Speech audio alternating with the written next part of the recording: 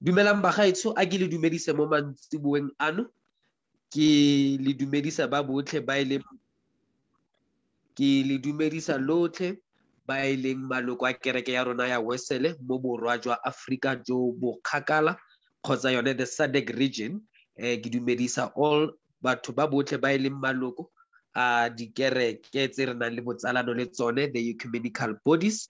Ke le dumedisa ba botlhe lona ba le tshwanetseng ke gore le ka dumediswa motho mang le mang o nang le rona mo thulaganyong e tshwariwang letsatsi le letsatsi mo gare ga beke ka ura ya borataro mantsiboa. Yaanong mo letsatsi la gompieno re na le kgang tota e botlhokwa e monate e saleng e buiwa mo kerekeng ya rona, kgang e itsagaleng jaaka the resolution on 20% youth representation. Now we are aware that our annual MCSA conference in 2018 that was held in Mozambique affirmed this resolution of 20% to say all leadership positions, all sittings in the church, they must include 20% of youth representation, 40% being female and 40% being male. So we have invited few individuals in the church, those that belong to certain entities within the MCYU, to can voice how they've implemented 20%, to can voice what are the problems that are faced by the 20%, to can tell us more about how is this 20% different from the larger 80%. So Renali brother KG Mokwale, Renali sister Palisa, Renali brother Hloni, Renali sister Sian, sorry, Renali brother Sianda, le brother Oratile. Dumelang bagaetsho.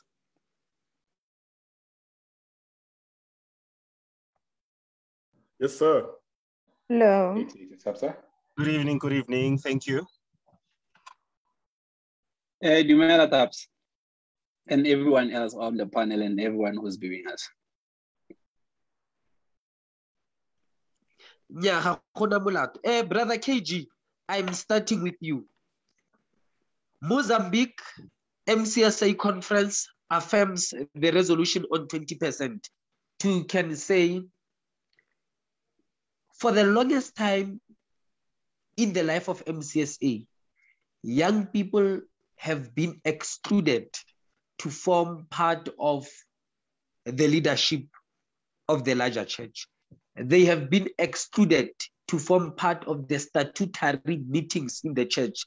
Your leaders meeting, your second quarterly meeting, your synods, and your conference. So we are here now, speaking 20%. How is 20% different from the rest of the 80%? Well, I mean, many would know that my views are totally different to how we are actually handling this. I've always believed that the other thing that like you said, we've been excluded for a long time. The question I've always asked myself, have we availed ourselves to be included?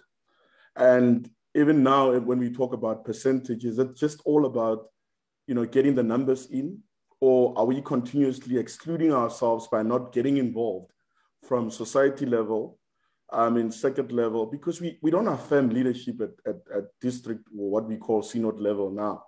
I mean, a lot of young people, and I would say I'm no longer young. I've gone post the age of young, but I remain very active in the church now, through young adults and all of that. But what I want to bring to the table as a challenge for all of us as young people is that we don't create an opportunity for ourselves to actually become a force in the church, where we become people who are prepared for leadership, people that are being developed for leadership for over time. Because many people would think that it's just when the resolution has been passed and they can come in and actually become leaders. But we need to start saying, if I'm a leader myself, as a leader of young people, am I creating an environment that will say, young people are capable actually to lead a circuit. Young people are capable to lead a society and a district and a connection going forward. And I think that's what we need to do. We must stop crying victims, but create an opportunity for us to become leaders in the church, not necessarily because we are young, but because we are capable and actually we availed ourselves to be developed. Thank you, my brother. Thank you. So if I hear you correctly, you are saying capable leaders must avail themselves. No, young people in the church should avail themselves to serve to a point that it gives them an opportunity for them to be developed. And naturally, they become leaders that can be affirmed. By the way, there are societies that do not have representation of young people because young people are not available in the meetings of those societies and churches. All right. No, I heard you well, sir. I heard you well. Sister Palisa?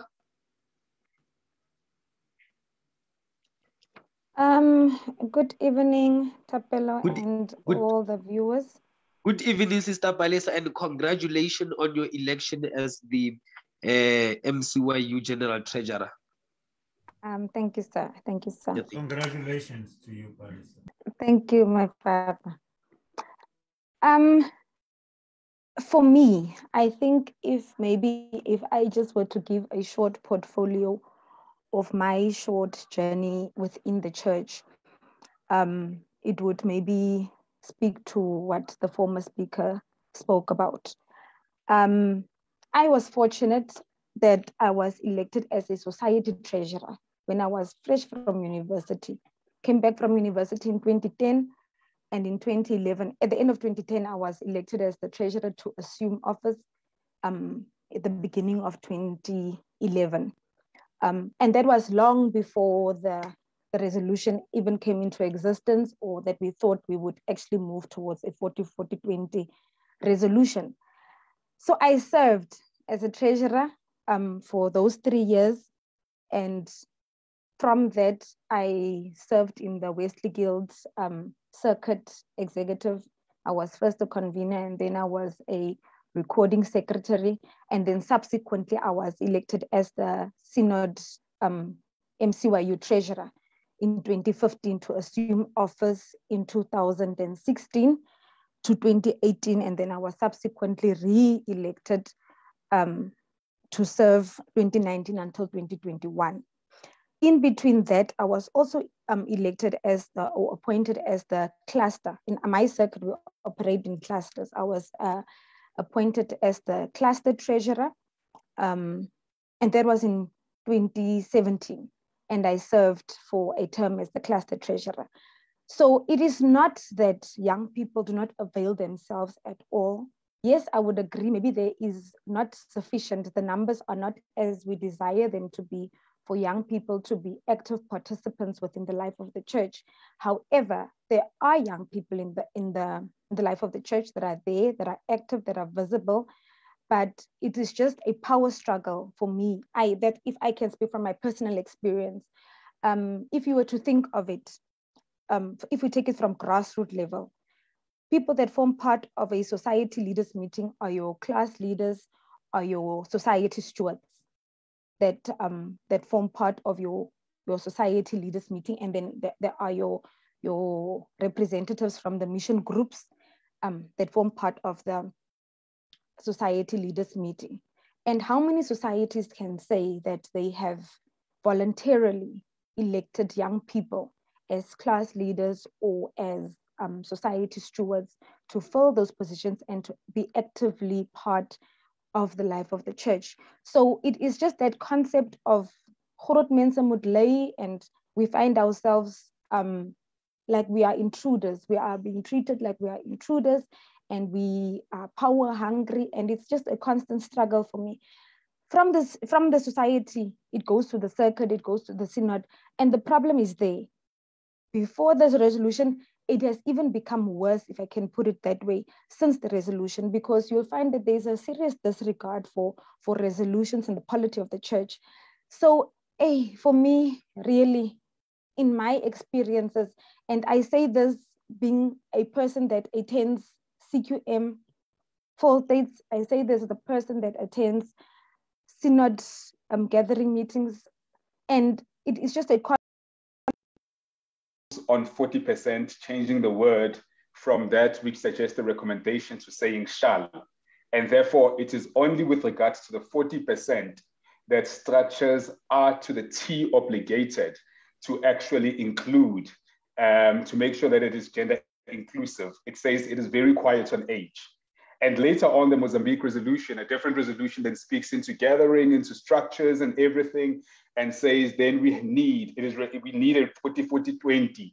But there is an obligation, however, there is a room to actually not employ it, because should you not employ it, then you are asked to send a letter from that sitting motivating as to why you were not able to achieve 40-40-20. However, when it comes to the one that we are obligated to, it is the 40% that the Mozambique resolution speaks on. Now, having said that, 20%, the issue then, the recommendation of 20% and the mobilization of young people around 20% is based on that recommendation around youth representation. But the agenda transforms based on the needs of young people, So we've got the one that speaks into setting, and it has been adopted to also mobilize young people around various issues of concerning youth within the church.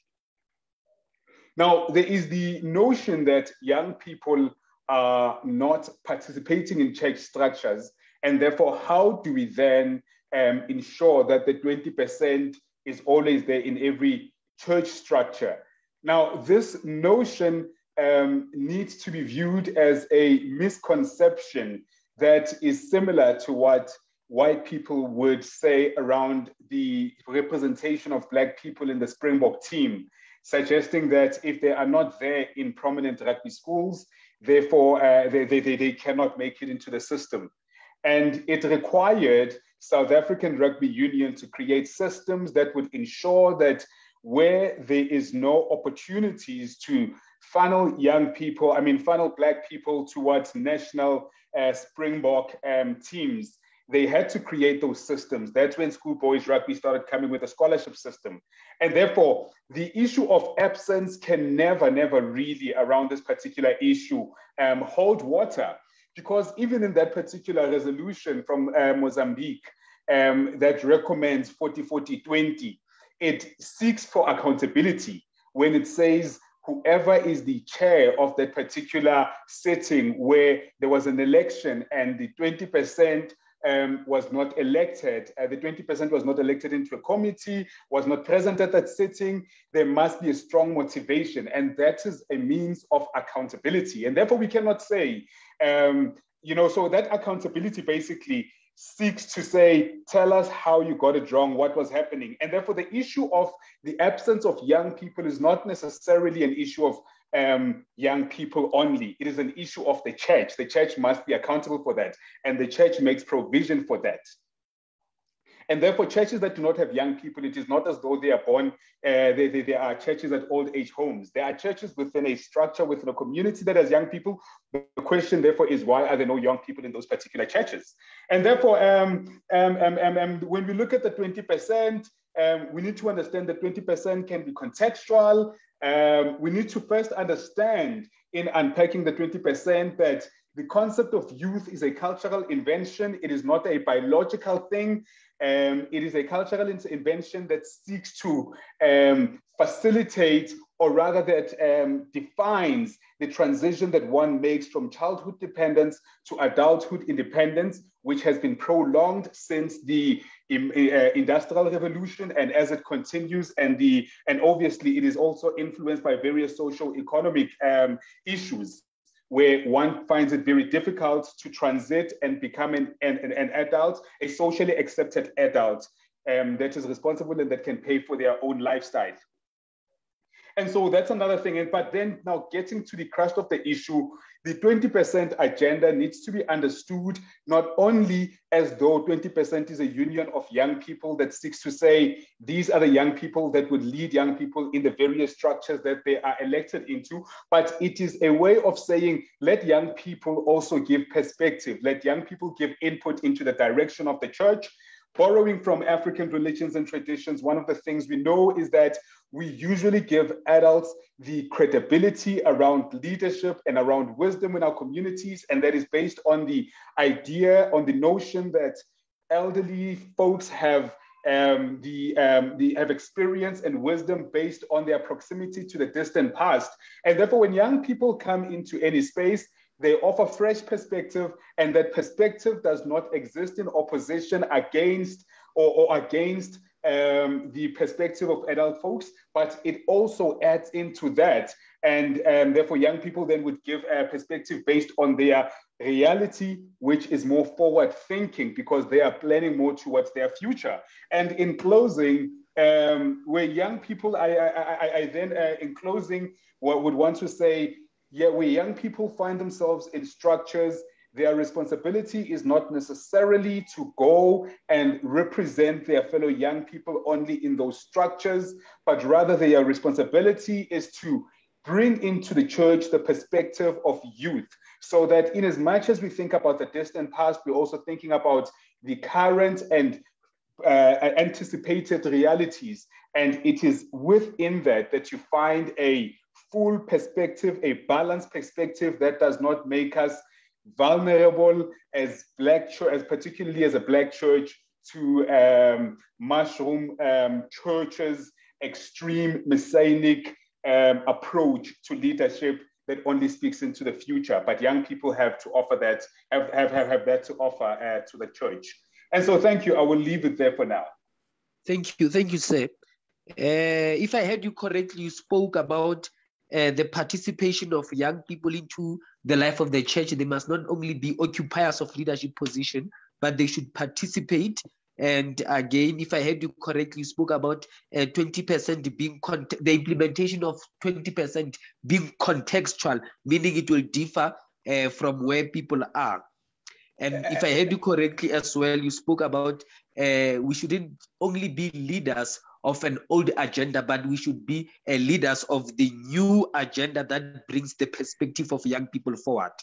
So the second one is spot on, but just to clarify on the two, yes.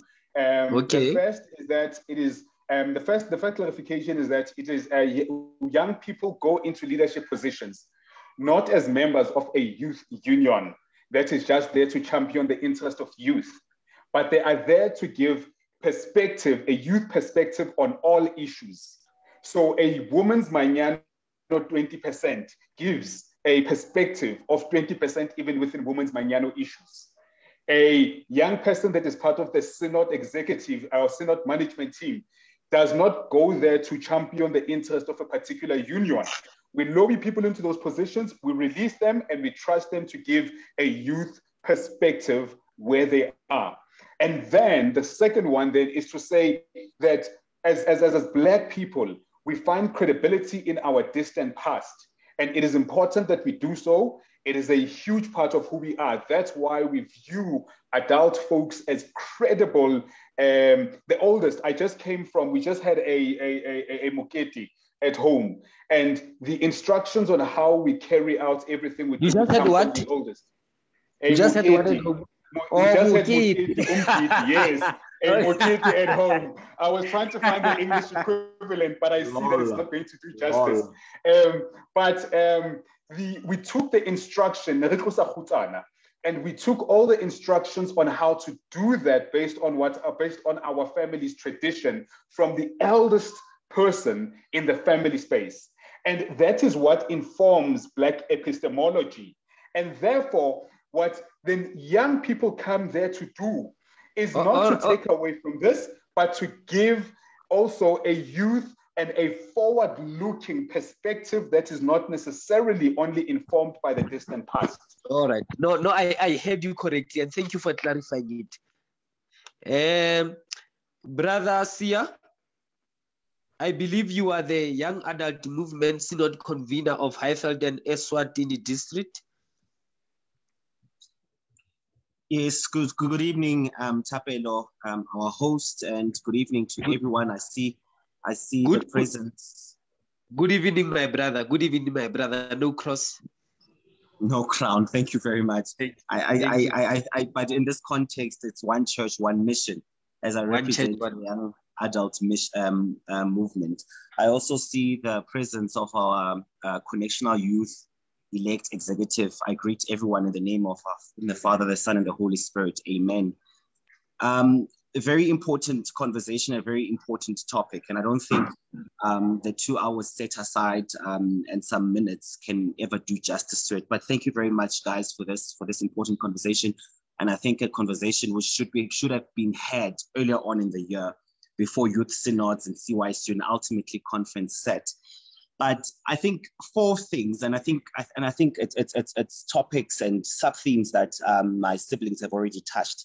Number 1, church. Number 2, organizations within the church, because we come from entities in the church. Number 3, cultures and norms that we all come from. So as Umntana kaMakhubu, I come from a family and a society. And number 4, the youth struggles that we face as individuals. First and foremost, the church, I think we can all agree, at least from and then this is obviously subjective. I come from Edenvale and Kempton Park Circuit within the Highveld and Eswatini Synod. I come from a certain background, social background, and I'm exposed to certain things within that context of my background. But the church itself, in its posture and its policy and its polity, one can say that is anti-youth and indeed anti-woman, right? And it is for that reason we had legislative amendments to our laws and discipline in the Mozambique conference, which comes from other conferences, particularly the Mthatha conference, which made it, a point that in our synod executives, at least for that time, that we include women. So the conversation had never been about youth. And that is very important to note, that even though the conversation was sensitivity around gender, youth was put in place as a compromise. And that is why I always argue that 20% is not actually enough for us, right? So what we have right now is something of more of a compromise, and then something that I think the church in itself, and I like arguing that in the mainstream of churches, the Methodist Church of Southern Africa, my church, is the liberal church out of all mainstream churches. So we are doing well. So even though 20% is unacceptable, it is something that we can ride on, and I guess in the future evolve towards a 30% and then a 40% ultimately. So whilst that is very important, it needs to be understood in the context of our church. Our church is split into 2, and the MCYU is the best platform for you to see that our church is split into 2. The church is organizationally based and the church is structurally based, right? So MCYU will deal with the structural policy and your polity issues, whilst within the MCYU, you have organizations of youth, your entities, right? Your Wesley Guilds, I come from YAM, your children's ministry, METSOC, and. And it is where you find a bulk of your young people centered and concentrated within those entities. And so we need to, in order for us to realize 20% being reality, we need to journey with young people from the entities that they are trapped in towards a place of the policy and polity of the church. So before you can even speak on young people emerging into positions, I've recently lost out on an election to be lay president. And that's largely because the structures of the church are laid out to be anti-youth, right? They laid out not to support young leadership, not to groom young leadership. And that's largely because young people have not moved from the encampment of organizations towards the policy and the polity of the church. Sad as it may be, most young people don't support young leadership candidates to assume these leadership positions, because that largely has to do with whether they appreciate the policy and the polity and the implications of electing young people to certain positions. Brother Hloni spoke to context, right? So I am 27, I'm actually turning 27 tomorrow. So as a 27-year-old young Methodist, forming a part of a synod executive, or if it had been possible, forming a part of CE of our church, I would have brought in realities that are real to me as a young person. I would ultimately, being the youngest person in that executive, outliving everyone, God forbid, outliving everyone within that executive. So my context and my realities and my lived experiences would add to realities and obviously formulate church policy moving forward. So the entrapment of young people within entities is a conversation that MCYU executives from circuits up to synod executives would have to have ultimately. And if you speak to the social norms and cultures that we come from, I come from a two-split synod where we have Eswatini and South Africa, and the realities are not the same. The cultural realities are also not the same. And number four, if we're looking at our backgrounds as individuals, we'll also speak to that. So 20% is a very large conversation before Ngisuswa Nkosiami Pulpitin. Over to you, my brother. I will never do that to you, my brother. You are my brother. Brother Oratile, can we please note time as well, because there are a little points that we made from our comments that will further the engagement on this issue of 20%. Brother Oratile, note time, please.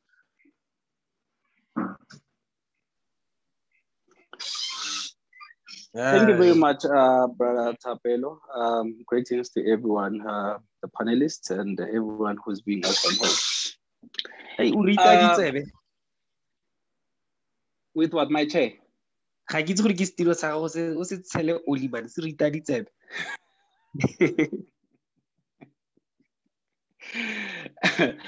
Tapelo, anyway, thank you very much for this opportunity to be here and engage with my siblings in Christ.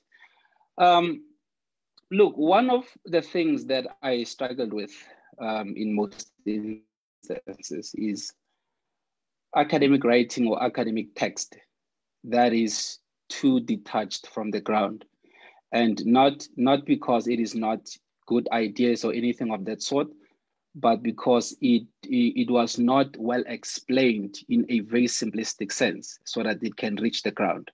And this is one thing that I hope that we achieve with this discussion, that we have this thing that is before us that speaks of 20%, right? And I've listening to what the four speakers have said, it qualifies my challenges with this thing, the understanding of it. How do we have a unified understanding of what is 20%? Or do we have our own contextual understanding of what is 20%? Some think it's a youth mandate, that you go into this thing, we try to push a youth mandate.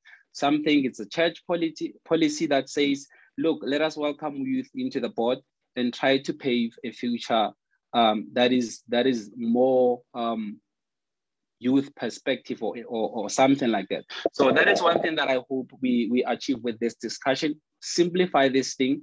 If we need to go back and try to jot down exactly what we mean by 20% or 20% representation, then we should do so.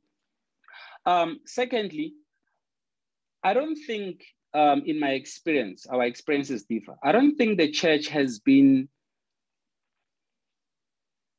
against youth leadership per se. I think it is the culture of youth leadership. I just think that the culture was never there from the very beginning. You might probably find it in more urban areas where there is a combination of different cultures, and then you will find youthful people in the leadership of the church. And then maybe when you go into rural areas and other places, you find that there's almost none.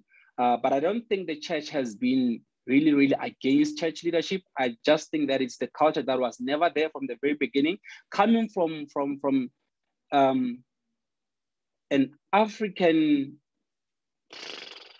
I don't know if I should say African perspective, whereby the elders lead in general sense. In each and every household, elders lead and the children follow. But I think with this policy of 20%, we are now going to introduce the culture formally, and hopefully going to take it with greater understanding and unified understanding. Thank you for now. Thank you. I want to believe that all of us are leaders in the entities that we belong to. We've got youth pastors, you've got YM conveners, you've got the incoming MCYU treasurers. My question now will be, how have we as leaders in our respective entities made sure that we create a safe space for 20%, for 20% leadership? How or what did I do, or what am I doing as a member of the Wesley Guild in my circuit, as a member of the Wesley Guild in my district, to make sure that I create a safe space for 20% leadership? I create safe space for class leaders. I create safe space for society leaders. I create safe space for circuit stewards in my circuit. How did we contribute, or what is it that you are doing in our respective entities to make sure that we create a safe space for 20% leadership? I'm going to start with you, Brother Hloni, then I will go to Brother Oratile, then I will go to Brother Sia. Brother Hloni, Brother Oratile, and Brother Sia. Sure. Thank you. If I may also use this opportunity, maybe to just respond to some of the things that have also been mentioned, just in passing quickly. Okay. You know, I think the first thing, you know, Brother, you're raising a very important point around the understanding of resolutions, and I don't think that is an issue that is unique to the 20% issue. We have not renewed our systems of cascading resolutions from conference to societies. You know, we claim to be a down, upstream church, but that has not been the reality. Our polity has been influenced by the elites who get to sit in some of these gatherings, such as your synods and conference. And unfortunately, because of that, we have not been honest about whether our systems are able to cascade information down or not. And therefore, I wouldn't want that to hinder the issue of 20% because it is shared by the general, by the church in its entirety.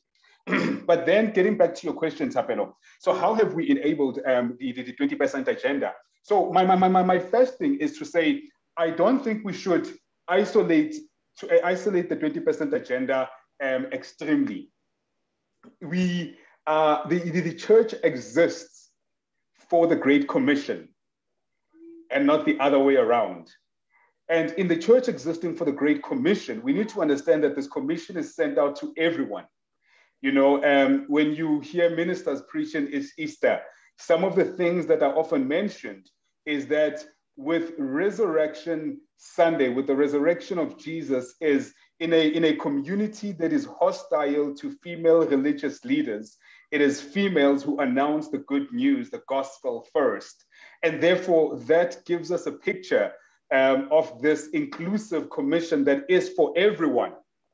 But also then to mention that the point of departure of our approach to the 20% agenda and making sure that we do not isolate it, but rather say the 20% agenda forms part of a bigger commission. Our point of departure is in Deuteronomy. In Deuteronomy 6, yes?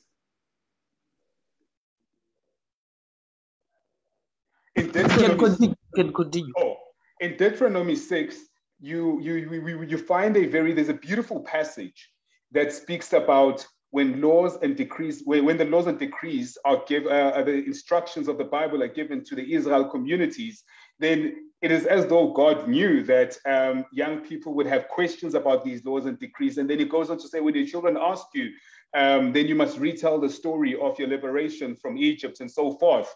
And in citing these, what I'm trying to get to is to say the issue of ministry to young people, ministry by young people, ministry that is inclusive, that includes young people, is not something that is meant to be isolated as something that happens on the side, but rather what the 20% agenda seeks to do and our approach to it is to say, in the Great Commission, There are those whose voices have not been enabled. There are those who have not been given an opportunity to actually minister and also spread the gospel. And so therefore our approach is one of a holistic community that is inclusive of young people, and young people can serve in the various spaces as opposed to isolating them and giving them different platforms.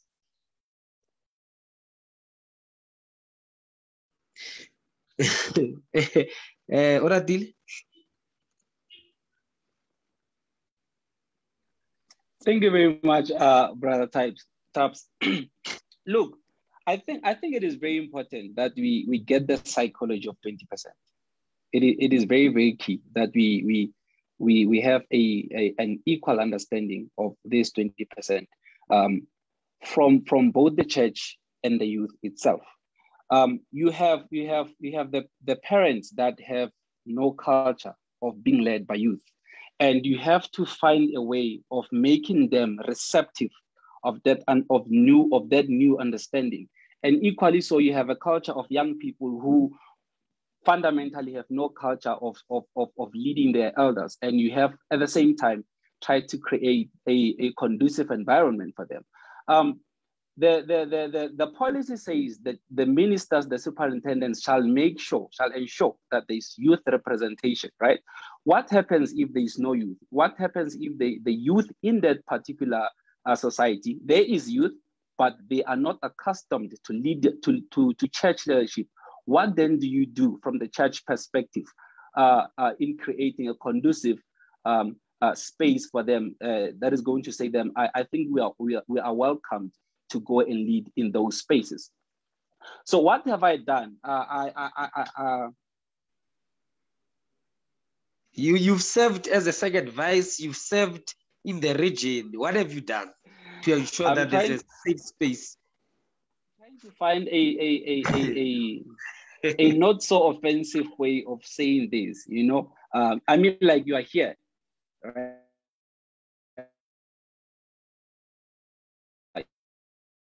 In church, but I've been challenged in this sense, especially from the sisters' perspective. With brothers, I haven't found much challenge. We have a lot of brothers that we've produced, but I've been challenged with the sisters in particular when you bring them into leadership. So we have before us a challenge of 20%, and before it we have a challenge of female leadership.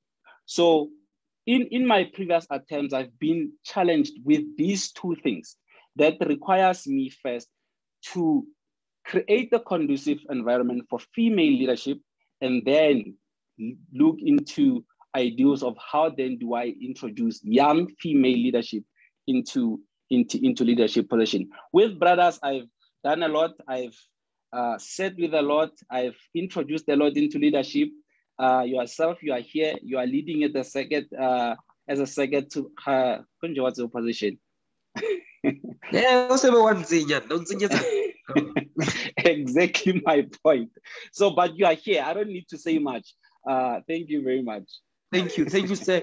Brother Sia, as the district YEM convener, what have you done to create a safe space for leadership? What have you done to boost the morale? What have you done to encourage? What is it that you are hoping to do? Thank you very much for that question. And I guess that is a very important question, the how. So the young adult movement is relatively new in the Synod, but it is an organization that existed for a couple of years within our church. What it places itself as an entity in Highveld in Eswatini is that we want to be a think tank, right? We want to dispose of the skills that we have from certain sectors and certain corners that we possess as individuals. I like to say, and young members in the Synod knows this, I like to say that we are the blessers of the Synod within the MCYU. Most of us are employed. We hold a financial and economic muscle. We hold knowledge muscle. We hold that monopoly within the MCYU. And so it is in our duty, and it is expected that we give back to our siblings in other entities.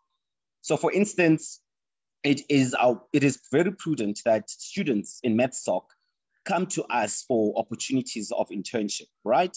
It is prudent that leaders in the Wesley Guild come to us for leadership capability programs. It is also very prudent for CMPs come to us for any opportunities that will expand their role. And by doing that, we are planting back in the church community.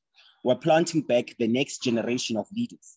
Because one of the questions that we always get when we look for candidates to fill up this 20% void is adults always come back to us and say, well, there's no young person to take over, right? There's no equipped young person. So even if there are young people that exist in the circuit, in the synod, or even at connectional level, the conversation or the argument, counter-argument rather, is that there exist no right people or right candidates to emerge. And so what YAM will then do is that we'll be a thinking tank to plant back to the church to ensure that we have readily capable leaders, young leaders. And I think another conversation that we perhaps need to touch on is what is young, right? We know that the year 35 has been thrown out. And what's very interesting enough is that the Mozambique conference suggested 35 to be the age. And I think with our implementation on that policy, 35 became a legislative age for all of us. But 30 is the maximum age for Namibia and Botswana, right? So that's another conversation we need to have. But at least so far as YAM is concerned, our role and our duty within the Synod, as long as we exist within the MCYU, is to use our expertise that we have in our corners of society to plant back so that the next generation of young leaders are available. Thank you.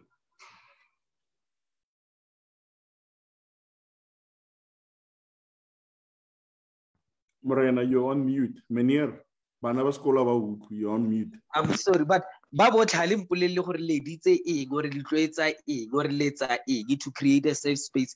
Sister Palisa, o ska re ke a go lebala man. Sister Palisa? Thank you, Thapelo. Yeah, mara se belief. Yeah, man, you can was a quick one as you saw. Yeah, mara se. Elephant lang tape. You got no prat. You know, it's disheartening, Thapelo. It's very disheartening when we as young people speak the way we speak. It is rather disheartening. We know that we face hostility as 20%. We face hostility, and when I say that, I speak from synod bishops to superintendents to resident ministers to the broader congregants and leadership of the church that are the 40-40, basically. We face hostility. So for us as young people, as 20%, our intention is that to capitalize on the positions where we can within our own spaces fill as 20%. If we know that in terms of a society that people are going to be reluctant to elect 20% as society stewards or as circuit stewards, then go back. Who are the members that form part of CQM? It is representatives of your entities. And we have entities within the MCYU. So make sure that your secretary per se, who is the person that represents your entity to CQM, is a 20%. That way you are ensuring that a 20% forms part of CQM. Make sure that at society level, the person that is leading youth or children is a 20%, which makes them part of the society leaders meeting. Make sure that your MCYU Synod Secretary is a 20%, because those people are the people that automatically form part of your Synod delegation and your delegation to conference, because we know that it is usage for the Synod Secretary to go to conference to represent the MCYU. So if you use those small little spaces, already you are making sure that 20% is represented within our own spaces. And by us being there, you are making yourself eligible for other positions, because we cannot shy away from the fact that when we elect circuit stewards in CQM, we look amongst those that are within the meeting setting. When we look for synod delegates, we look amongst those that are within the CQM that are electing delegates to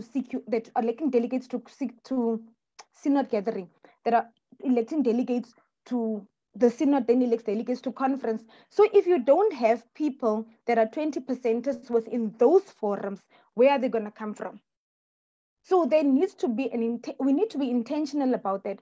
That is why I'm saying that we need our entities to come on board and if our entities as MC within the MCYU support the 20% notion. For a simple example, if Wesley Guild ensures that we are going to elect 20%ers, then already you know for a fact that there is going to be a 20% represented at a higher structure.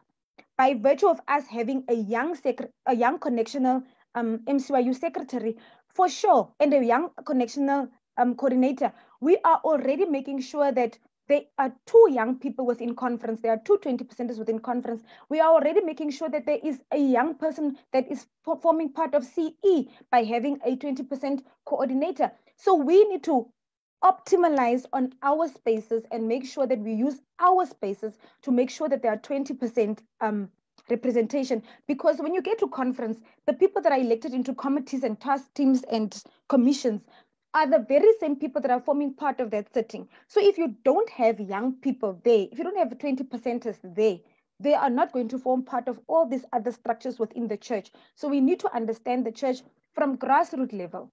So if in the society, they do not want you there as a society steward or whatever, make sure then your secretary of your Wesley Guild, your CM Soup, your YEM secretary, whoever is going to represent that entity at the society meeting at CQM are 20%ers already. Then it is in their faces. They cannot hide away from it. We are there.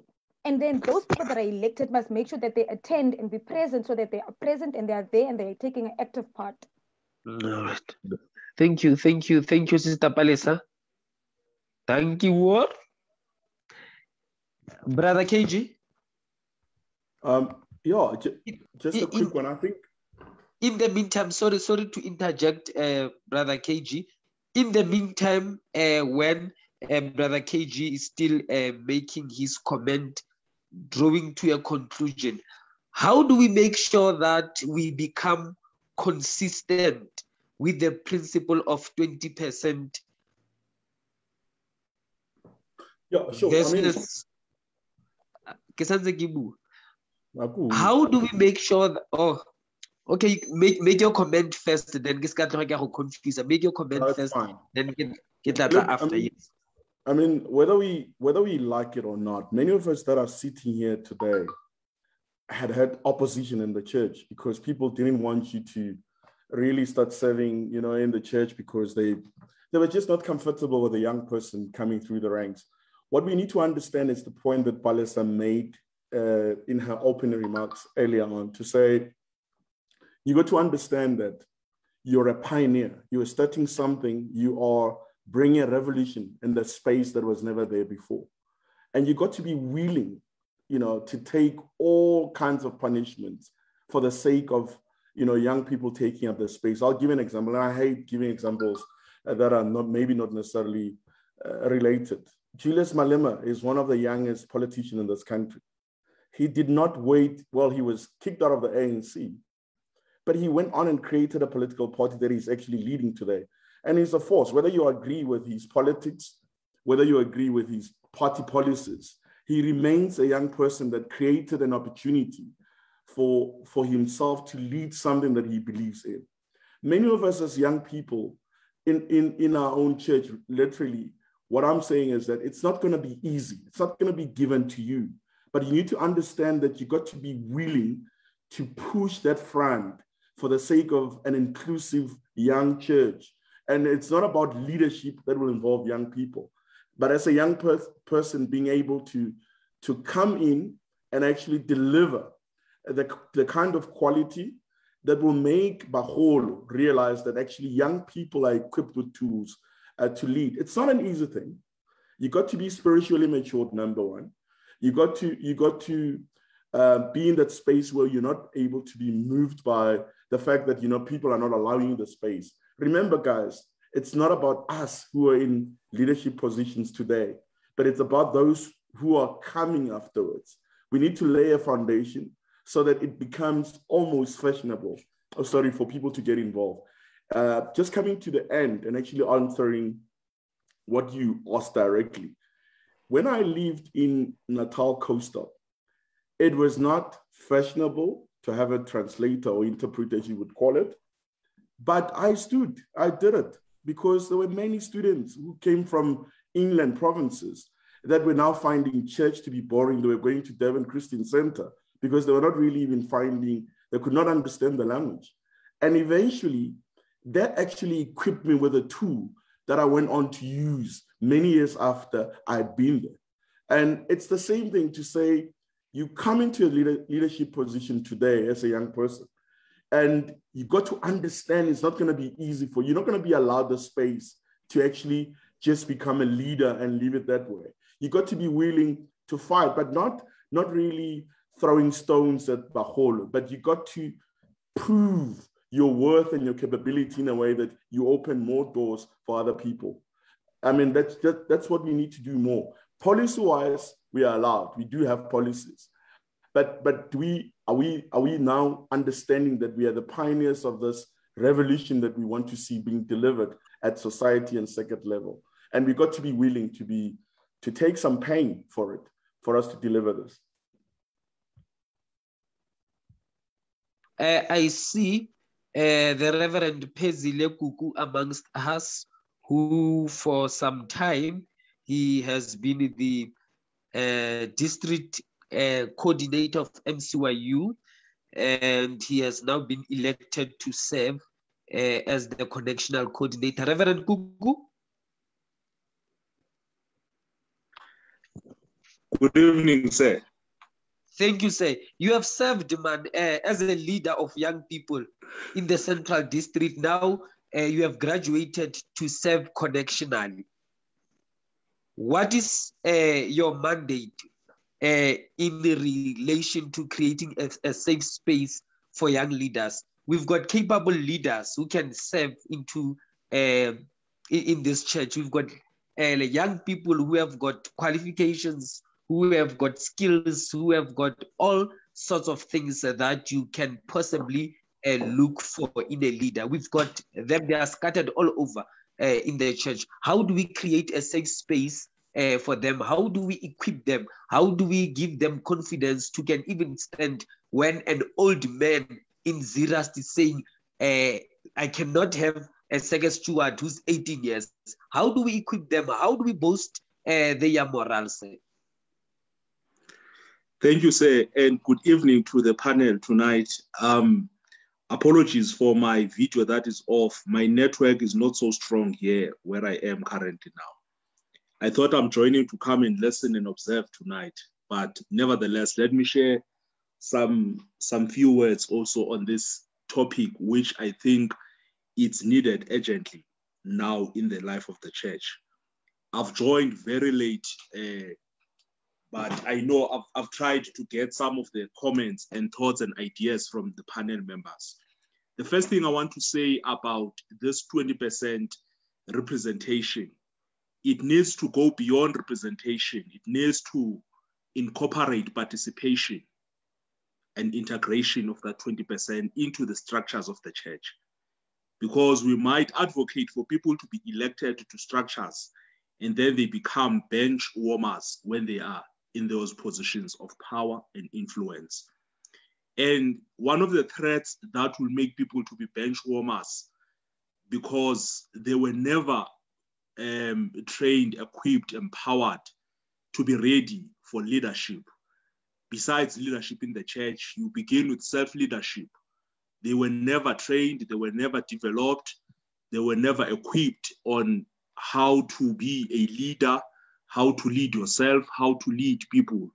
So one of the areas of focus within our spaces of youth formations in our church, we need to take an interest and to be intentional in equipping, empowering leaders.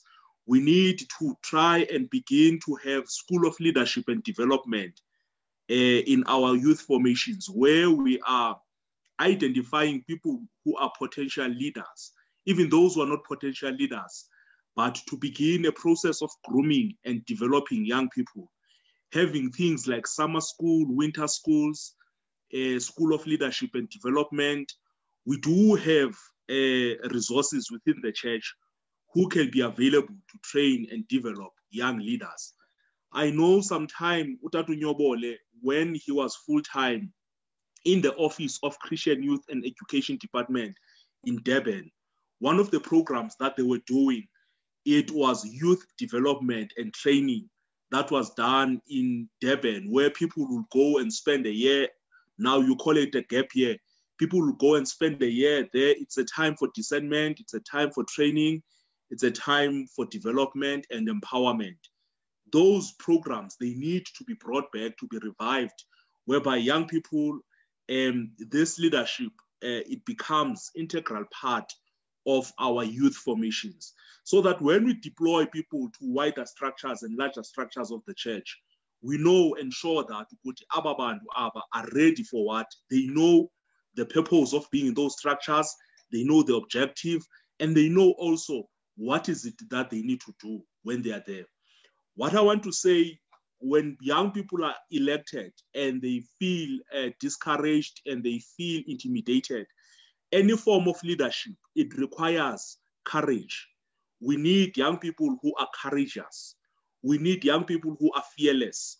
We need young people who are very, very, very courageous, who are not willing to keep quiet and not be intimidated by the crowd around them. So for me, what needs to happen, we need in our youth formations to do the work on ourselves, to train, equip, and empower and support each other. But as I hand over to you back to say, one of the things that will compromise the issue of 20% representation in our church, it is us as young people. I have seen it in many spaces, be it youth synods, whatever space, a church synod or wider synod, church general synods. When we benefit from the process, we advocate for inclusion of young people. When we don't benefit, we don't advocate for it. What we need to do as young people, we need to be consistent. We need to be principled. It is not a matter of preference when it comes to 20% representation. It is a matter of principle which we need to embrace. And it is morally wrong for us to say we need 20% representation when that opportunity is afforded to us and then our preferences are not identified. We then deviate from that principle. I want us to be honest, to be honest and firm and stand for a principle rather than preferences in this 20% inclusion, participation, and representation. Thank you, sir. Thank you, Bejula. I've noted two hands, Brother Hloni and Brother Oratile. Let me start with Brother Hloni. Thank you, Chair. Just two things in response to one that has been mentioned by KG and the other that has been mentioned by Rev Gugu. Beginning with what KG has mentioned on the issue of we are going into we are pioneers of something new. But we are pioneers of something new, and therefore we need to persevere amidst all the challenges. What we need to understand is that youth faces a very unique challenge. It is not like that of women. It is not like that of race. It is not like that of sexuality. These three, that is gender, sexuality, and race, are things that remain with you your whole life. And therefore, it is a struggle that one can, with or without integrity, commit to for their entire life. But now the challenge with youth is, with exception to some, often people do not commit to this particular struggle their entire lives. In actual fact, when many turn 34, 35, even their approach and mindset, they try to distance themselves from the margins of youth within the church so that they can be at the center table. And I think we need to acknowledge that unique dynamic that is faced by the 20% agenda, to say it does not have lifelong committed comrades who are willing to put their lives on the line for this particular cause, but rather people see the pain through. And as soon as they hit 35, they distance themselves. And that's why you would even find that some of the people that work against the 20% agenda are people who are very recently young people themselves. And this is simply because their approach has been to distance themselves from this particular agenda, which keeps them in the margins of society. So I think we must acknowledge that. And then number two, another thing that is very important, and I'm glad that Rev Kuku has raised it around consistency in terms of the 20% agenda. We need to be cautious. When I first submitted, when I made my first submission, I said we are not a union. We are part of a greater commission.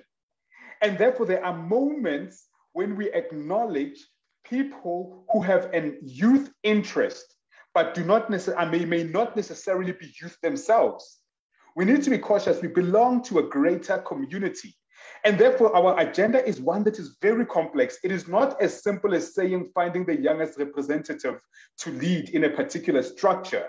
But at times, it may require us to find a person with the skill set, with the knowledge, and with the ability to lead the church towards becoming youth inclusive, and to lead the church towards becoming youth sensitive in how it carries out its commission and to whom it carries out its commission. Thank you. You are muted. Brother Oratile, sorry. Your hand was up. Perhaps. Yes, it was. I have a question to my leader there, and I'm thankful that he's here. Who is your leader? We are all your leaders. Who's your leader? Hi, Sogamatot. Bejula. Oh, okay. Yeah, you must specify. Look, one thing I've learned about policy in general sense, not only in church, is that its theoretical text in the Constitution or Book of Order or wherever it is, at some point it has to reach the ground. And once it reaches the ground, sometimes it's not as easy as it is from the text and into the ground. So my question to my leader here is that from the clergy perspective, from the church perspective, where the policy says superintendents, leaders shall make sure that there is youth representation in church leadership and key positions. And we know the culture of church, that we don't have a church that is culturally accustomed to youth leadership. What is therefore your mandate from the clergy perspective in making sure that much as you want to entice youth to come on board and lead, what is your mandate in enticing the church to be receptive of youth? I think one of the things that our elders are challenged with is that once youth does not pledge, regardless of the pledge being out of the church system, right? Theoretically, but practically it's still there. And the church judges the youth from that perspective. Once you don't pledge, no matter what you do, you will always have a negative image in their eyes. So from your clergy side, what then do you do to make sure that there's a conducive environment from the elders' perspective? Thank you very much. Oh, sorry. And lastly, the 20% is not gender specific, right? Meaning that you can appoint two brothers who are youth, or you can appoint two sisters who are youth. Do you see this as something that should be there, or do you think that maybe we should, in our synods, try to engage on making it gender specific? Thanks.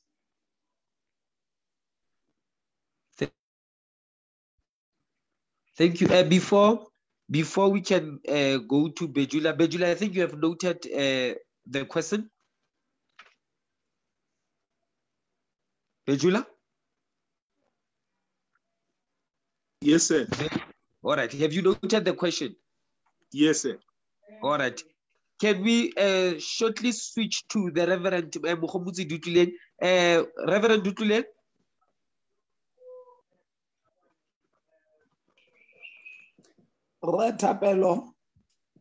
Ante ke go boke fela just for a few seconds before I can invite you to comment. I want it like ke go boke. Do I even have an option? Ante ke go boke wa ga mma mokgatiti wa lewa tshweni ke naiwa mmele makopo ga ke naiwe ke se relediwa ke se riba tshweni fa di ama simo go etela tshwenigadi pele rota a sale ko morago le ka era go tsogile ka utlwanye na ga gona molato masa ke masa le gare le mo tshokolong ba sa boa pele rra ehe ga o bolo go nna mo kerekeng you have served in the church for the longest time ever go sena dikgang tsa di 20%. You are a minister now, kanya 20% thing. What is it that you are doing from your church?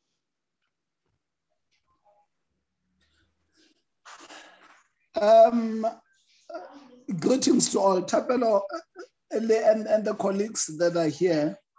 Anybody that understands, that knows my background will know my passion for the youth ministry. I have been involved in youth ministry myself for a very long time. In fact, I was just thinking now that actually I would define myself as an adult ally. And what that means is that you are an adult that aligns themselves with the vision, the intentions, the spirit, and the motives of young people in terms of their own development and growth. So that is just who I am. But it is not only my political conviction, it is also my spiritual conviction and my discernment in this era where we are now, particularly, and those of you who follow me would know that I've said this over and over again, particularly in this 10 years, 2021 to 2030, it is an era, it is a decade that young people have got a special anointing, a special gift to not only the church, but to the world. So if as the church, we are going to miss an opportunity in this next decade to make sure that we've got young people in strategic positions and make sure that we use them, we are missing the moment. But for my society, out of an executive of 10, we have got 3 young people. The one is under 35 and the other one is under 25. And the other one is literally a teenager. I become intentional. I become intentional. Basically, if you come to where I am, one of the comments that were made before COVID, and it was made by none other than Phumla Mtshiselwa, Reverend Phumla Nzimande herself. She was preaching here and she said, this church is literally in the hands of teenagers, from IT to you to stewards to choir members. And that's how we need to lead. That's how we need to lead. I really believe that with all of my being. I want to stop there. Thank you, sir. Reverend Kuku? Bejula? It seems as if he's no longer here. Still here? Oh, Bejula is no longer here. All right, guys, now we are drawing towards a conclusion. Reverend Kuku mentioned a very important thing here, principle versus preference, that in as much as we would have certain individuals that we prefer to occupy certain positions, we must always stick to the 20% principle. We can have someone who we believe that has got everything that matches the mandate of young people. But if that person is not considered to be a young person, we cannot actually consider that person to can lead young people. There's also another common element that comes up out of all our engagements to say, we do not want leaders that will occupy the chairs, but we want young leaders who shall participate, who shall engage, and who shall discuss further into the church matters of young people. We want young people that are consistent. We want young people who will understand, learn the polity and the jargon of the church. We want young people who will understand the process of invitation of ministers. We want young people who understand the processes of stationing. We want young people who would understand what it means to engage in the process of electing a bishop. We want young people who understand all the jargon of the church that has got to do with the election or an appointment of a treasurer. We want young people who understand the church concepts at larger. And friends, brothers and sisters, allow me to thank you for participating into today's topic. If we will engage further again, if people request that we continue with this or have a specific thing that we need to address about 20%, the 20%, then we will do so. Let me thank you, Brother KG, Sister Palisa, Brother Hloni, Brother Sia, and Brother Oratile for honoring this invitation. And let me thank again the Reverend Mukhumuzi Dutuleng and the Reverend Zile Kuku for all our viewers at home from Facebook and all those who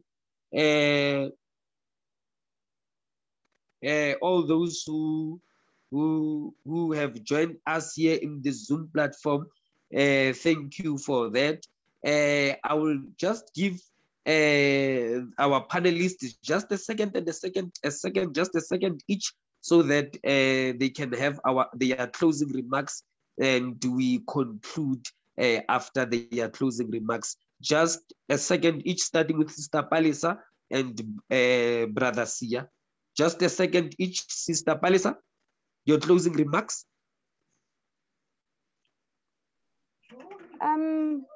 Thank you, Thapelo.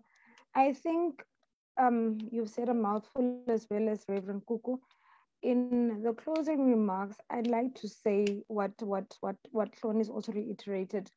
If we ourselves can stay loyal to the 20% principle, not only for the duration that we are 20%, because sooner or later, even call Hanus Amal 35 forward.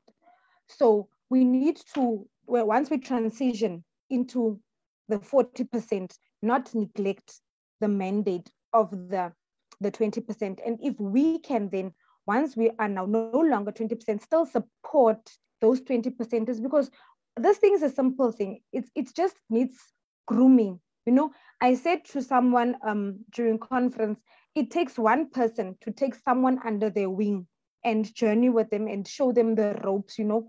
And in little things like the conversations we have, in little things like when nominations open, take someone into confidence and say, I nominate brother or sister Mang Mang, that you know, number one, are capable, because we tend to, I know for a fact, when I was elected as a society treasurer in 2011, it wasn't necessarily that the person that was nominating me thought that, you know, I'm capable.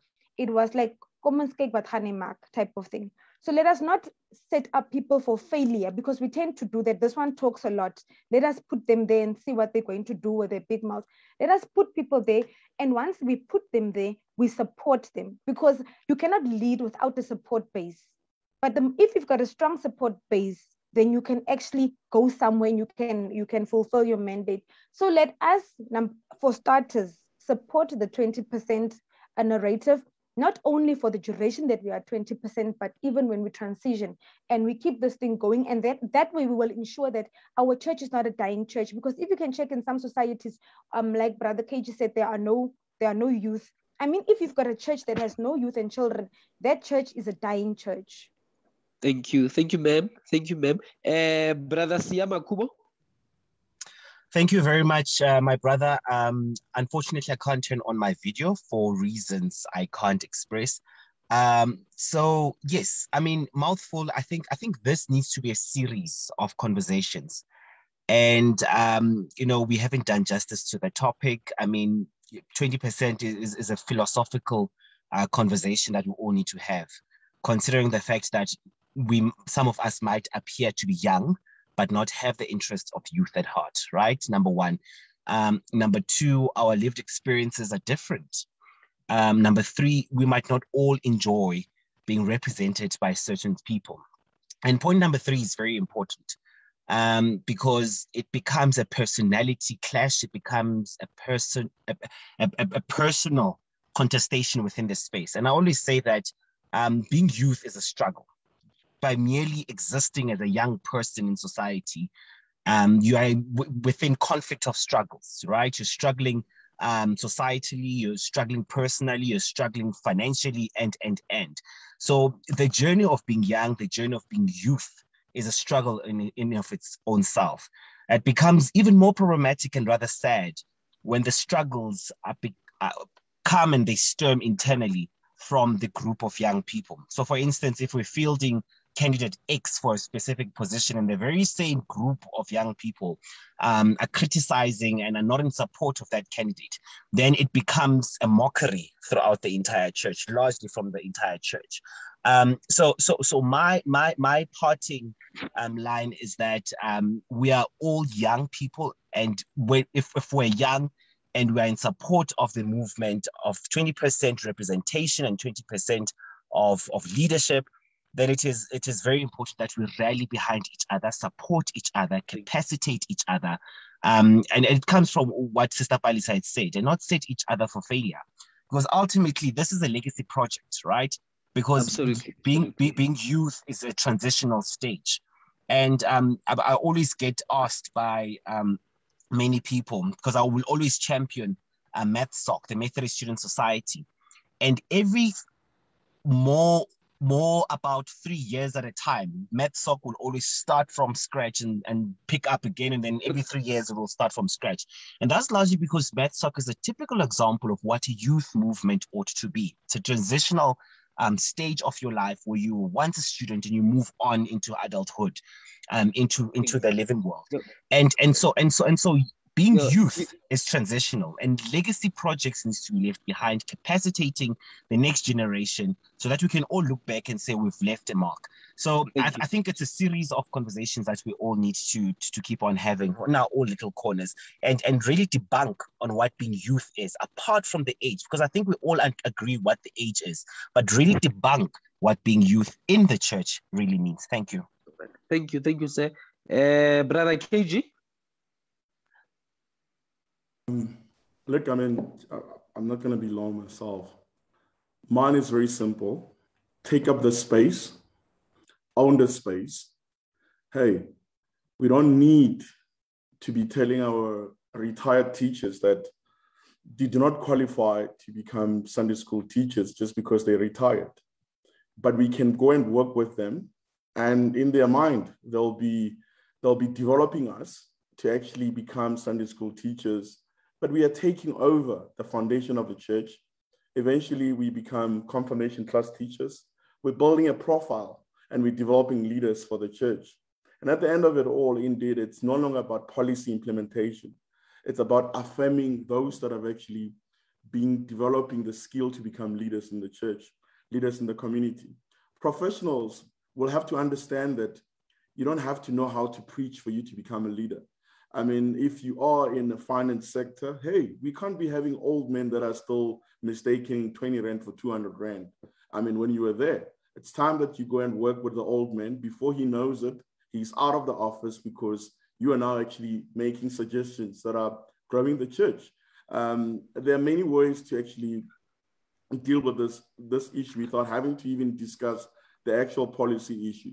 But I agree with Mr. Makubo that what we need to do, maybe it's a series of issues that will enable, young people to have tools that they can actually use in their own circuits and societies. But it's not an easy thing. Let me tell you, it's lonely. If you're willing to bring this transformation of young people leading in the, it's not going to be nice. And sometimes, Reverend Bukule, you're not going to be liked by the ministers themselves because you might have gifts that you don't have. They feel intimidated. Sometimes you're not going to be liked by those who only thrive on having titles in the churches. But all what you need to remember, as Palesa said, that many people have already said here, you are not doing it for today. A young person is working on a program to make it possible for other young people to come in. And I think that's what we need to remember. Take up the space, own it, and make sure that you are willing to take the beating for you to deliver on this agenda. Thank you, sir. Thank you. Brother Hloni, Ntate Mokete. I think the first thing, Thapelo, that we need to do is we do not have, the Methodist Church, we have not really outlined in a way that everyone can understand our theology when it comes to ministry to youth. I know that some institutions are doing it, such as Cliff in the UK. And I think we in Southern Africa need to perhaps first spend time doing that so that we can debunk some of the issues we are still struggling with. Some of which may be the issue of youth ministry is not necessarily ministry by youth. Youth ministry is not necessarily ministry by youth.